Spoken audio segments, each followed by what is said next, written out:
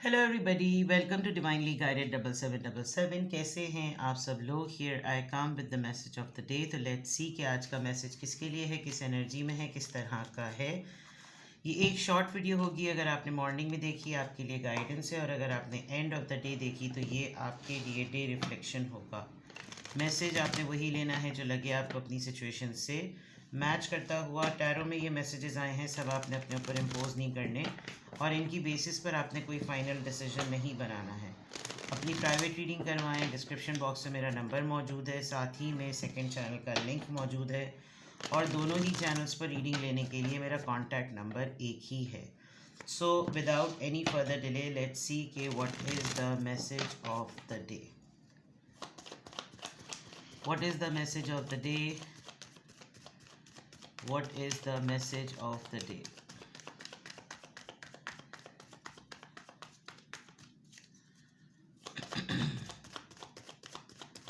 What is the message of the day?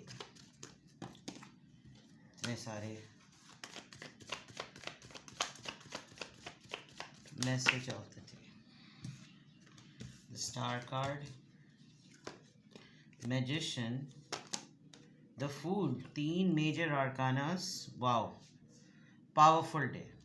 Whatever you will decide, whatever you will plan, आप अपनी bottom of the deck पे क्या है? I hope चले 10 of wands.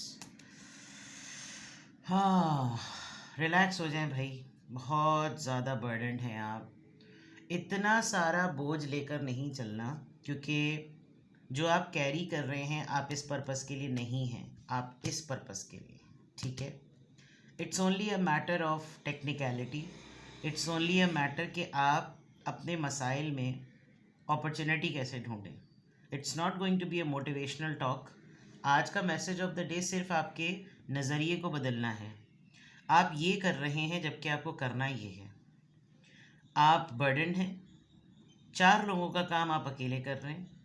उन 3 लोगों को एहसास दिलाइए कि बेटा मैं वो चौथा वो हूँ जो सिर्फ अपना काम कर सकता हूँ।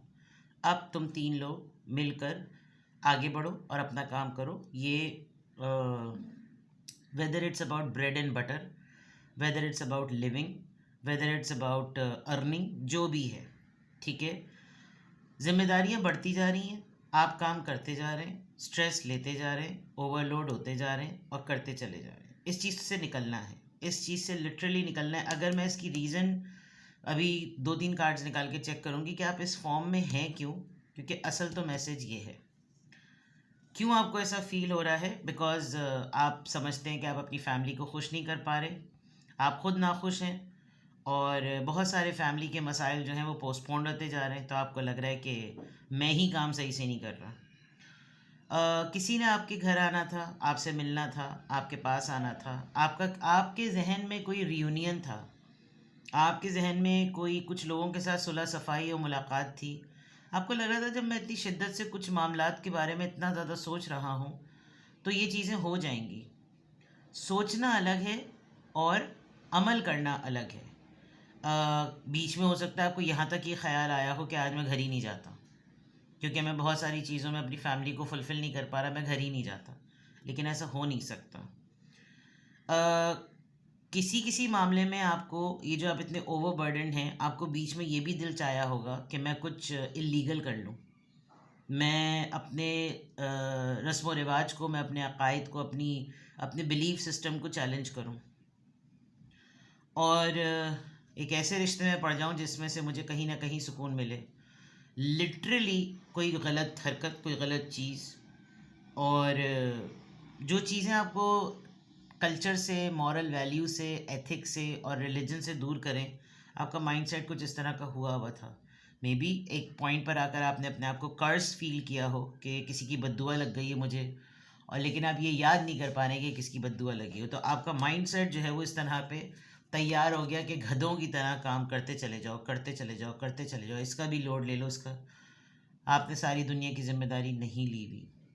अगर आप इतना ज़्यादा किसी को स्पून फीड करेंगे तो अगला मेहनत करना भूल जाएगा। सही है। रिस्पॉन्सिबिलिटी, दूसरे को एहसास दिलाना, ये बहुत ज़्यादा ज़रूरी है। आप ये सोचिए कि आपने कहाँ से शुरुआत की थी। अगर आपके पास कोई ऑप्शन नहीं था सिवाय ज़िम्मेदारी सँभालने के, तो मैं ये नहीं कहती कि अगले की भी हालात वैसे बना दें, बट अगर आप ये करेंगे तो आप एग्जॉस्ट हो जाएंगे। सही है? तो ओवरऑल एनर्जी में आपके ये आ रहा है।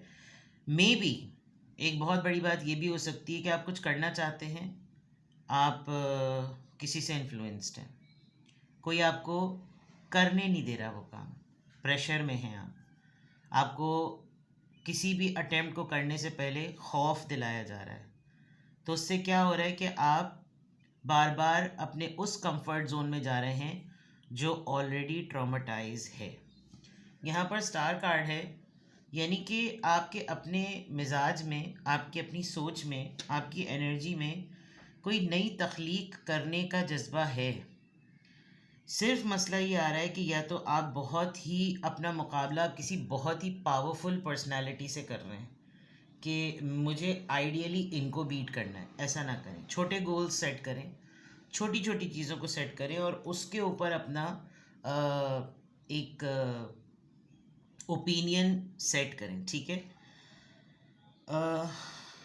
आपके पास अगर बहुत सारे टैलेंट्स हैं, किसी एक पे पहले काम करें, उस एक के टैलेंट की जब स्टेबिलिटी हो जाए तब दूसरे को उसमें ऐड करें, वो रिफाइन होगा, दूसरा वाला एक्टिव हो जाएगा।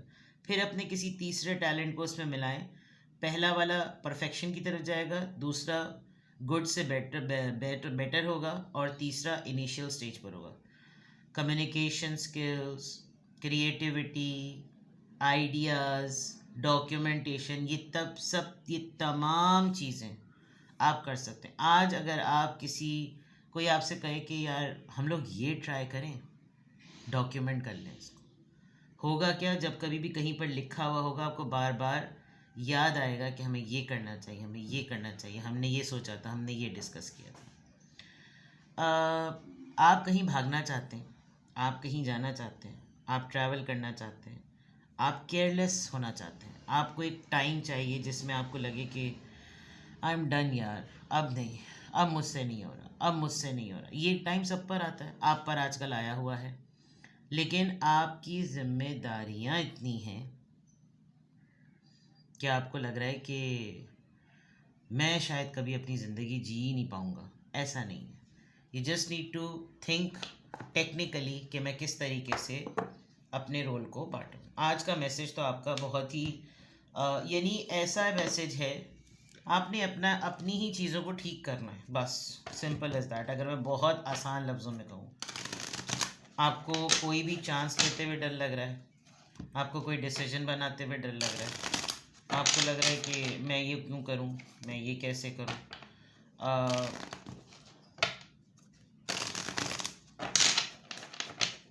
Start something new and fresh for your own peace of mind. देखते हैं कि किस एंजल नंबर से क्या अफर्मेशन आ रही है। सक्सेसफुल। मैंने कहा सिर्फ मैटर ऑफ नज़रिया है, सिर्फ उसको सेट करना है। Your talent for setting and reaching goals is like no other. Steps बताए थे ना मैंने। You are self sufficient and capable of achieving your ambitions. Be representing the ebb and flow, the infinite loop of creation. भाई सीधी सी बात है, जो चीज़ें आप अपनी ज़िंदगी में कर रहे हैं ना, आपने उनकी डायरेक्शन को सेट करना है।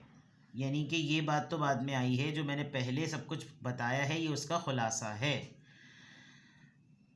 आपको इतना कॉन्फिडेंस है अपने पर कि आप जो करना चाहते हैं वो आप कर लेंगे, क्योंकि सबसे इम्पोर्टेंट बात, आप अपने सेल्फ फाइनेंसर हैं। कोई आपको पाल नहीं रहा, कोई आपको पूज नहीं रहा, कोई आपका घर का ख़र्चा नहीं उठा रहा, कोई आपके घर में राशन पानी नहीं कर रहा, आप सब कुछ खुद कर रहे हैं। तो उसी में से अगर आप थोड़ा सा अपनी ज़ात पर लगाएंगे, कि वो भी आप इसलिए लगा रहे हैं कि आपका टैलेंट बाहर आए, you just need to believe in that. That's how every successful person work. आपको एक दफ़ा एक छोटी सी इन्वेस्टमेंट किसी चीज़ पे लगानी होती है, चाहे वो टैलेंट की फॉर्म में हो, इन्वेस्टमेंट की फॉर्म में हो, किसी भी फॉर्म में हो, और फिर उसके प्रॉफिट का मिनिमम फेलियर से ही सक्सेस की तरफ जाया जाता है। आपको फेलियर का फियर अगर है तो भाई सक्सेसफुल कभी भी नहीं बन सकते। हारिए, खड़े हो जाइए, फिर हारिए, फिर खड़े हो जाइए, फिर हारिए, फिर खड़े हो जाइए। एटलीस्ट एक पॉइंट ऑफ टाइम पे आपको ये पता चल जाएगा कि अब मुझे इन आइडियाज़ को फॉलो नहीं करना, क्योंकि इनसे मुझे रिजल्ट ज़ीरो मिला था, अब मुझे उन चीज़ों की तरफ जाना है। तो आप अपनी फेलियर मिस्टेक्स रिपीट नहीं करेंगे, आप अपनी स्ट्रैटेजीज़ के ऊपर काम करेंगे। This is what your message of the day is. किसी भी पॉइंट ऑफ टाइम पे आपको लगे कि आपको मुझसे रीडिंग लेनी है, बी डिटर्मेंट, अपना लाइफस्टाइल चेंज करें, अपनी सोच बदलें, अपने साथ उन लोगों को जोड़ें जो मेहनत की आड़ में कंफर्ट में पड़ गए हैं, उनको दिलाएं एहसास कि you are not the only one, they are talented too and they should become your support system, instead के आपके ऊपर कोई तकिया बने, फिर गद्दा बने, फिर रज़ाई बने और फिर आप उसी को ओढ़ के किसी दिन मर जाएं। ऐसा नहीं करना। अपना बेहद ख्याल रखिए। Bye bye.